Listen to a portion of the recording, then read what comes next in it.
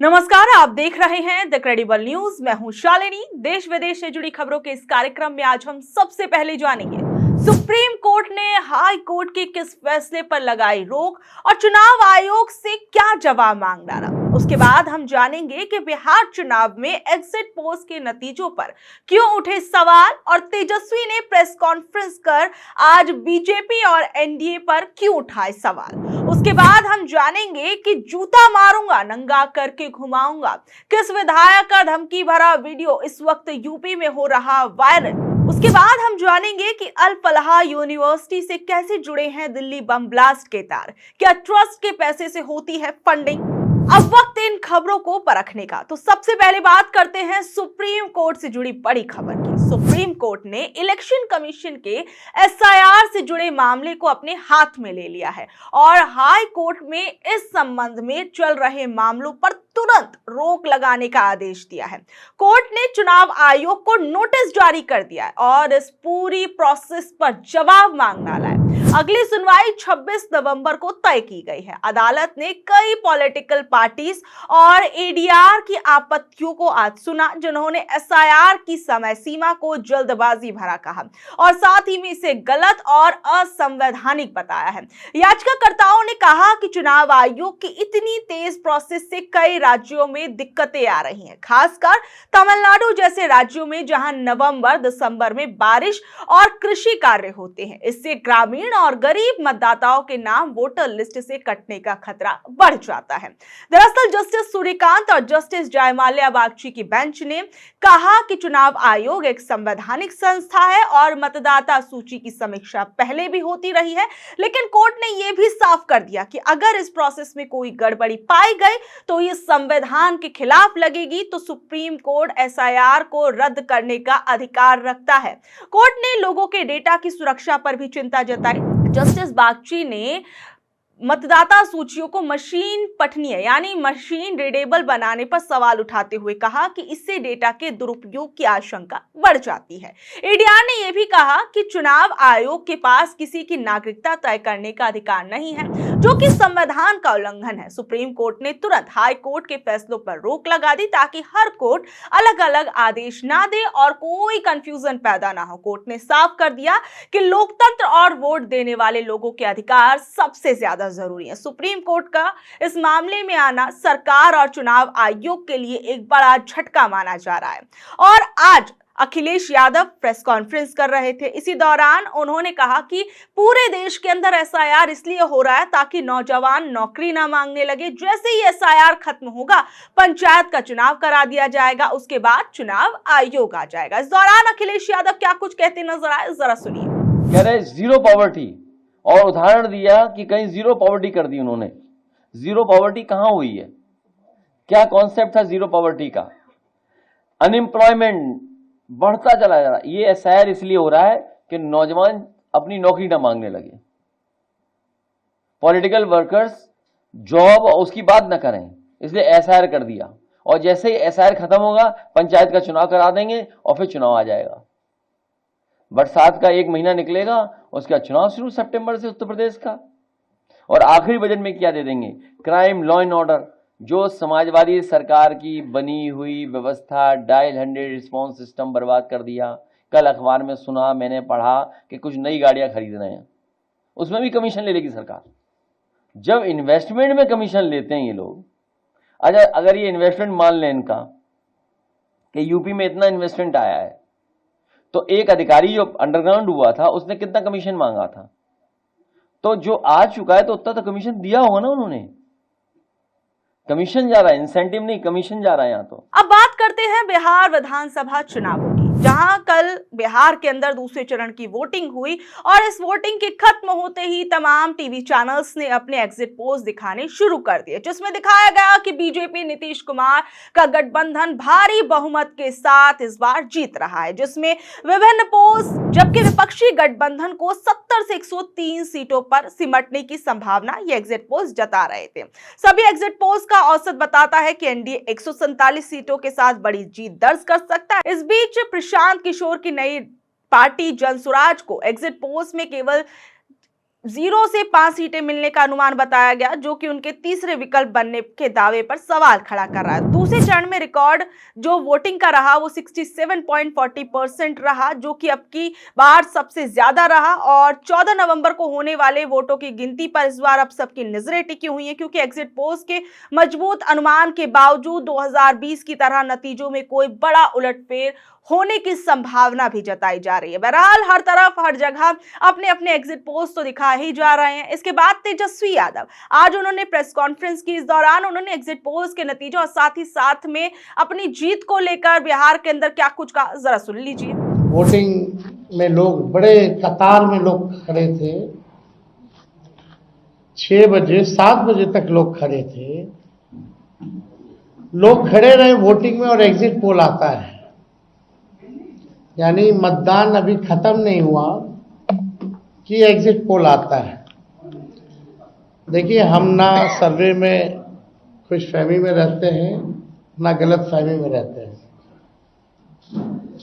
ये सर्वे जो है केवल मनोवैज्ञानिक तौर पे साइकोलॉजिकल, जितने अधिकारी चुनाव में लगे हुए हैं उनके दबाव में जो है ये सर्वेस लाए गए हैं। पहले भी आप लोग दिखाते थे कि मुख्यमंत्री का चेहरा पसंद किसे करती है बिहार की जनता, तो 16, 17, 18% से ऊपर नीतीश जी नहीं उठ पाए। और वहां तो इस बार एनडीए में घोषणा भी नहीं हुई कि आधिकारिक रूप से सीएम का चेहरा कौन होगा। अगर आप देखें तो ये वही गोदी मीडिया है जिन लोगों ने सर्वे दिखाया, जो पाकिस्तान में इस्लामाबाद, लाहौर, कराची को कब्जा दिए थे। ये उन्हीं का सर्वे है। और एसआईआर के दिनों घुसपैठियों को घुसा दिया था बिहार में। ये वही गोदी मीडिया जो है एक प्रोपेगेंडा मोदी जी की एजेंसी द्वारा ये अधिकारियों पे दबाव को लेकर के कि काउंटिंग के दिन एक मानसिक तौर पे लोगों का दबाव बना रहे, इसलिए ये पूरा जो है सर्वे जो है कराया गया है। अब अगले वीडियो की बात करते हैं, जहां एक विधायक की सरेआम गुंडागर्दी वाला वीडियो वायरल हो रहा है। उत्तर प्रदेश की राजनीति से एक चौंकाने वाला वीडियो सामने आया है, जहां अनुप्रिया पटेल की पार्टी अपना दल, जो इस वक्त एनडीए का एक हिस्सा भी है, उनकी पार्टी के विधायक विनय शर्मा ने सिद्धार्थ नगर में पीडब्ल्यूडी के एक एग्जीक्यूटिव इंजीनियर कमल किशोर को जमकर धमकाया और फटकारा। विधायक का गुस्सा 7वें आसमान पर नजर आया और उन्होंने इंजीनियर को जूता मारकर नंगा करके घुमाने तक की धमकी दे डाली। यह घटना मंगलवार 11 नवंबर के, जब विधायक विनय शर्मा जो कि पीडब्ल्यू रेस्ट हाउस पहुंचे हुए थे, उन्होंने देखा कि इंजीनियर कमल किशोर एक ब्लैकलिस्टेड ठेकेदार के साथ मीटिंग कर रहे थे। विधायक ने फौरन इस मीटिंग का वीडियो बनाया और फेसबुक पर लाइव कर दिया।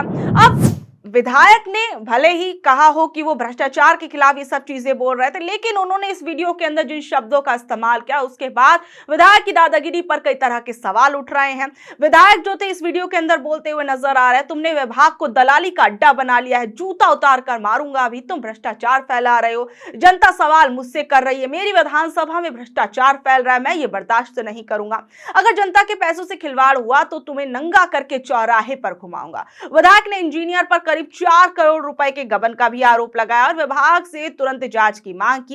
ये पहली बार नहीं जब विनय शर्मा का असभ्य और अमर्यादित व्यवहार सुर्खियों में। इसी साल मई में उन्होंने एक कार्यक्रम में जिलाधिकारी के सामने शोहरतगढ़ के खंड शिक्षा अधिकारी को खुलेआम दलाल कह दिया था। विधायक की हरकतें साफ बताती हैं कि सत्ता पक्ष के नेताओं में अपने ही अधिकारियों को धमकाने की गुंडाई किस तरीके से बढ़ती जा रही है। अब बात करते हैं अल फलाह यूनिवर्सिटी की। दिल्ली में हुए धमाके के बाद ये यूनिवर्सिटी काफी ज्यादा चर्चा में है और दिल्ली में हुए बम धमाके के बाद फरीदाबाद की अल फलाह यूनिवर्सिटी अचानक सुर्खियों में आ गई। और यूनिवर्सिटी जो है इसलिए जांच एजेंसियों के रडार पर है क्योंकि हमले के मुख्य आरोपी डॉक्टर उमर नबी समेत कई संदिग्ध इसी शिक्षण संस्थान से जुड़े हुए थे। जांच एजेंसियों का मानना है कि 10 नवंबर की शाम लाल किले के पास हुंडई i20 कार में हुए धमाके से जुड़े कई अहम सुराग इसी यूनिवर्सिटी से मिल सकते हैं।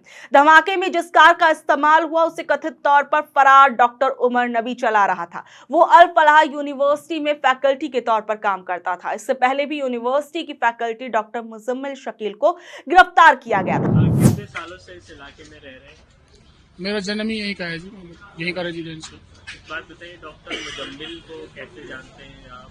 क्या कुछ अगर बता पाएंगे? नहीं, वैसे तो कोई नहीं जानता कि ये डॉक्टर मुजम्मिल है या वो किसी के पास बैठता नहीं था गांव में, किसी से मुलाकात नहीं थी, क्योंकि वो अल फलाह यूनिवर्सिटी की इमरजेंसी में रहता था। हाँ हाँ वहाँ पे एज ए डॉक्टर था वो। हाँ। तो लोग अपने पेशेंट को इमरजेंसी में ले जाते थे, तो उससे वो मिलता था, वहाँ पे ट्रीटमेंट करता था। आपसे भी मुलाकात वहीं हुई थी? हाँ, एक बार मैं 4-5 महीने पहले या 2-2.5 महीने, मुझे याद नहीं है, मेरी लड़की को पेन हुआ था पेट में, उनका इलाज चल रहा था दूसरी हॉस्पिटल से, तो मैं इमरजेंसी में लेके आया था यहाँ पे। तो उसी डॉक्टर ने इलाज किया था लड़की का, और बाकी इधर उधर की बातें तो हुई नहीं, सिर्फ वो मेडिसिन के बारे में बात हुई कि मेरी लड़की को क्या दिक्कत है, आप इलाज कीजिए। उन्होंने उनको ट्रीटमेंट दिया था बड़ी अच्छी तरह से, और डेढ़ दो घंटे के अंदर अंदर उन्होंने वापस कर दिया कि आपकी लड़की ठीक है, आप उसी डॉक्टर से इलाज करा लो जहाँ पहले करा रहे थे। उसके बाद कभी मुलाकात हुई? नहीं, वैसे कोई कभी मुलाकात नहीं। है ना डॉक्टर, वो कैसे डॉक्टर? डॉक्टर तो वहाँ पे तो डॉक्टर के हिसाब से तो वो अच्छा ट्रीटमेंट कर रहे थे। और गांव में भी वो आते जाते रहते थे? गांव में भी रहते थे? गांव में अपनी ज़रूरत की सामान जैसे फल फ्रूट्स वगैरह है या फिर घर का सामान है, वो तो खरीदते ही होंगे। हाँ। निकलते बढ़ते लोग देखते थे कि हाँ ये डॉक्टर है। तो आपका गांव और वो जहाँ रह रहे थे वहाँ पर वो एक ही गांव था, वो एक ही इलाका था? हाँ, धौज का, ये जहाँ आप खड़े हुए हैं अल फलाह यूनिवर्सिटी, ये भी धौज है, और जहाँ वो रह रहा था बीच में वो भी धौज का ही हिस्सा है, और गांव से मतलब वो 1 किलोमीटर हट के रहता था वैसे। अच्छा, तो आप लोगों के गांव में कभी आपने उन्हें देखा नहीं या आपसे कोई मुलाकात वगैरह? नहीं, ऐसी कोई मुलाकात नहीं थी, बस इमरजेंसी में तो सभी लोग मिलते थे, जैसे अपने पेशेंट को ले जाते हैं उनसे बातचीत होती थी।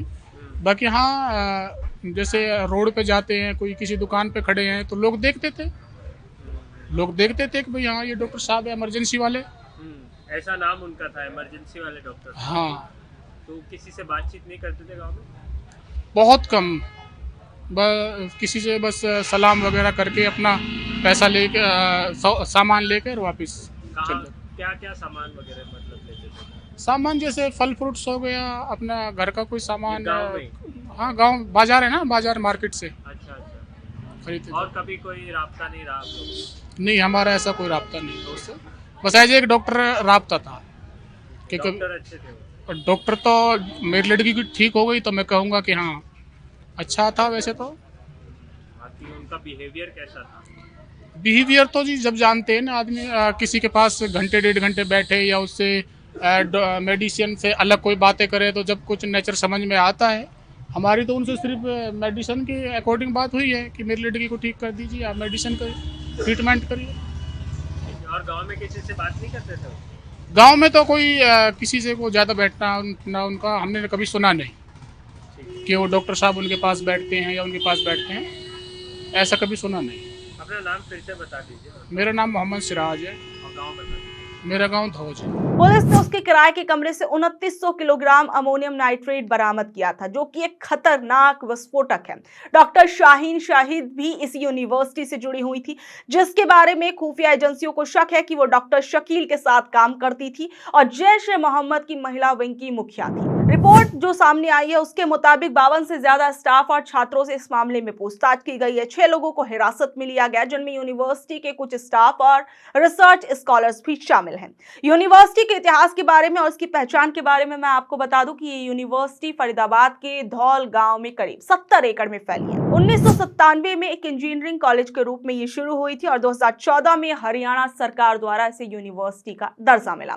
शुरुआत में इसे अलीगढ़ मुस्लिम यूनिवर्सिटी और जामिया मिलिया इस्लामिया के एक अच्छे विकल्प के तौर पर पेश किया गया, खासकर अल्पसंख्यक छात्रों के लिए, क्योंकि ये जामिया से केवल 30 किलोमीटर दूर है। अल फलाह एक अरबी शब्द है जिसका मतलब है मुक्ति या मोक्ष, और ये शब्द अजान के लिए भी इस्तेमाल होता है। बहरहाल अब अल फलाह यूनिवर्सिटी को लेकर अब कई जांचें की जा रही हैं। अब जांच में क्या कुछ निकलकर सामने आता है, ये देखने वाली बात रहेगी।